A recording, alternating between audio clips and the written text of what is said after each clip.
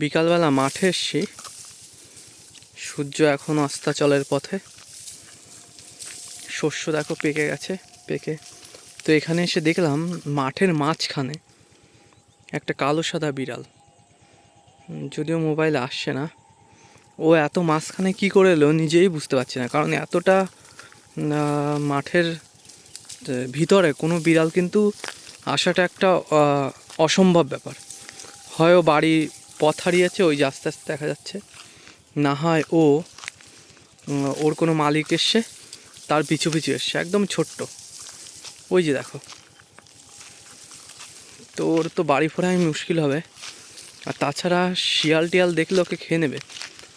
ও তো পালাচ্ছে, আমাকে দেখে পালিয়েই গেল। ও যে দেখো, ওই আম গাছের ওখানে উঠে গেছে কালো সাদা, এবং আমার দিকে তাকিয়েও আছে। এতটা মাঠের ভিতরে আসা একটা অসম্ভব ব্যাপার বিড়ালের ক্ষেত্রে।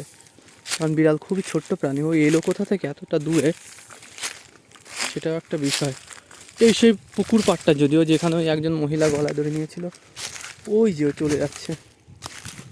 ওর গন্তব্যস্থল কোথায় নিজেও বুঝতে পারছি না। কারণ ও কিন্তু এদিকে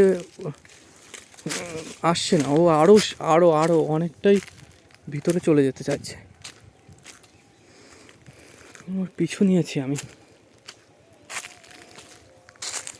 ও কার পিছু নিয়েছে জানি না, যদিও ওই যে আমাকে দেখে পালাচ্ছে আর কি। ওই যে চলে যাচ্ছে। অ্যাকচুয়ালি খাবারের সন্ধানে তো ওদের দূর থেকে দূরান্ত পথ অতিক্রম করে যেতে হয়। কোথায় একটু খাবার মেলে, কোথায় একটু আশ্রয় মেলে। ওই যে দেখেছো আমার দিকে কিভাবে তাকাচ্ছে আর কি। ও ভাবছি ওকে আমি তাড়া করেছি।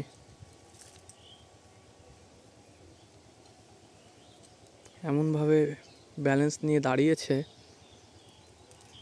আমাকে দেখে ও ভয় পাচ্ছে, এটা বোঝাই যাচ্ছে আর কি।